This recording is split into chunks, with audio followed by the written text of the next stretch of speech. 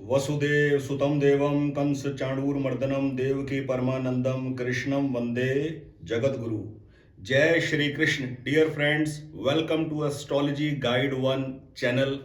वैदिक रत्न ज्योतिष के इस चैनल में आप सबका स्वागत है। आज इस वीडियो के माध्यम से आपको मैं समझाने का प्रयत्न करूंगा कि कौन से असेंडेंट, कौन से लगन के व्यक्तियों का विदेश जाकर सेटलमेंट का स्कोप ज्यादा रहता है, किनका बिल्कुल नहीं रहता, बहुत कम रहता है, काफी स्ट्रगल का सामना करना पड़ता है, और कौन से लगन ऐसे हैं जिनका 50-50 का चांसेस होता है।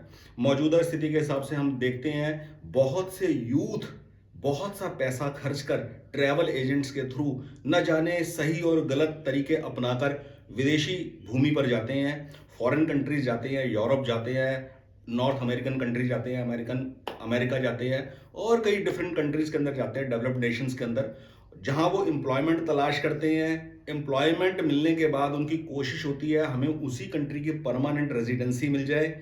उसके बाद हमारे को क्वालिफाई क्राइटेरिया पार करने के बाद सिटीजनशिप मिल जाए, ताकि हम अपने पूरे परिवार को वहां लेकर माइग्रेट हो जाए उस कंट्री के अंदर। लेकिन कुछ लोग गलत एजेंट्स के हाथ चढ़ जाते हैं और जल्दी सक्सेस पाने के चक्कर में अपना पैसा और लाइफ की सारी शांति गवा बैठते हैं।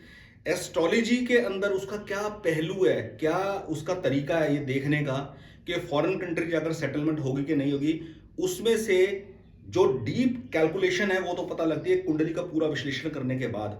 लेकिन एक जो मुख्य पहला पहलू है उसका मैं जिक्र कर रहा हूं इस वीडियो के अंदर कि कौन से ऐसे लगन हैं जिस लगन के व्यक्तियों का फॉरेन कंट्री जाकर बसने का, माइग्रेट होकर परमानेंट रेजिडेंसी पाने का स्कोप ज्यादा रहता है। 12 राशियां होती है, मेष वृष मिथुन कर्क सिंह कन्या तुला वृश्चिक धनु मकर कुंभ मीन, और उन्हीं के द्वारा लग्न निर्मित होता है। तो 4 राशियां चर होती हैं, 4 राशियां स्थिर होती हैं, और 4 राशियां द्विस्वभाव होती है।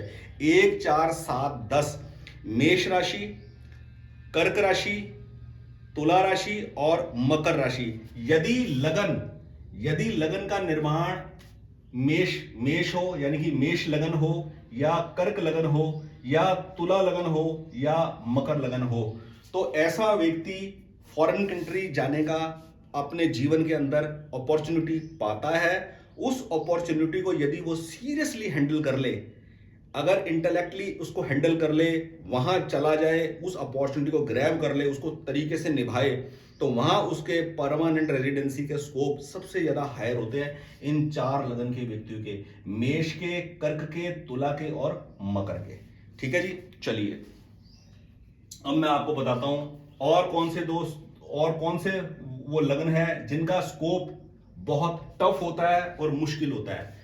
स्थिर राशियां 1 4 7 10 मेष, कर्क, तुला, मकर, ये चर राशियां कहलाती है। इससे निर्मित जो लगन होता है उस व्यक्ति को फॉरेन कंट्री जाके बसने में आसानी रहती है। स्थिर राशियां ये वाली राशियां स्थिर कहलाती हैं। वृषभ, सिंह, वृश्चिक और कुंभ। यदि कोई जातक वृषभ लगन का है, या सिंह लगन का है, या वृश्चिक लगन का है, या कुंभ लगन का है, ऐसे आदमी फॉरेन ट्रैवल तो बेशक करते हैं पर ऑन ए टूरिस्ट वीजा ज्यादा करते हैं, यानी कि उनको ऐसे स्कोप जीवन में ज्यादा नहीं मिल पाते हैं कि उनको फॉरेन जाकर बसने की अपॉर्चुनिटी मिले।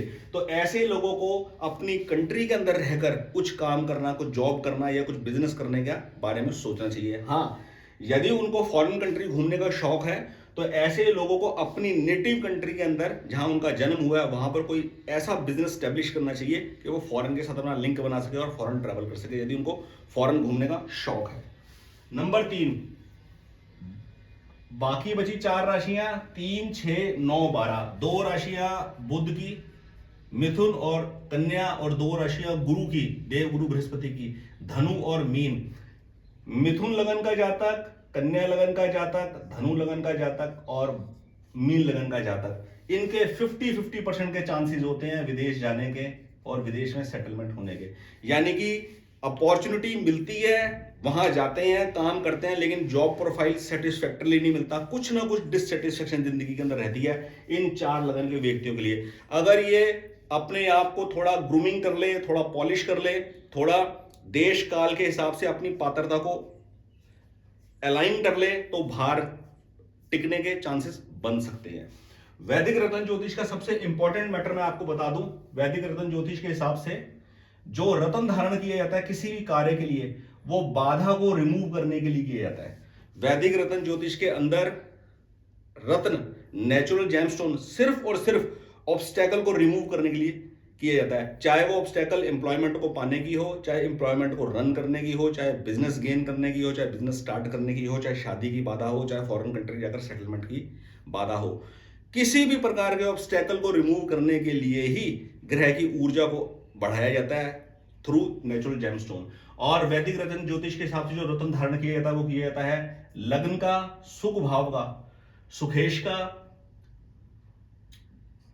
नवम भाव के स्वामी नवमेश का, और कर्म भाव के स्वामी कर्मेश का। ये चार रत्न सबसे ज्यादा इंपॉर्टेंट है। चारों में से कोई एक रत्न धारण करना पड़ता है। और यदि मेटेरियलिस्टिक वर्ल्ड के अंदर अपना कोई खास टारगेट, कोई बड़ा टारगेट ठान लिया, जिद ठान ली कि पूरा करना ही है, तो उस केस के अंदर दो रत्न भी धारण करने पड़ सकते हैं।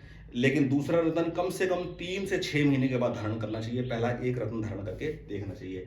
और स्पेशल केस पंचम भाव के स्वामी का रत्न भी धारण किया जाता है। तो ये 5 ही भाव हैं जिनसे रिलेटेड जेमस्टोन धारण किया जाता है किसी भी प्रकार के ऑब्स्टेकल्स के लिए। वैदिक रत्न ज्योतिष के हिसाब से if you want to get analysis of your horoscope, you can contact. बहुत बहुत धन्यवाद फ्रेंड्स, आपका दिन शुभ हो। जय श्री कृष्ण।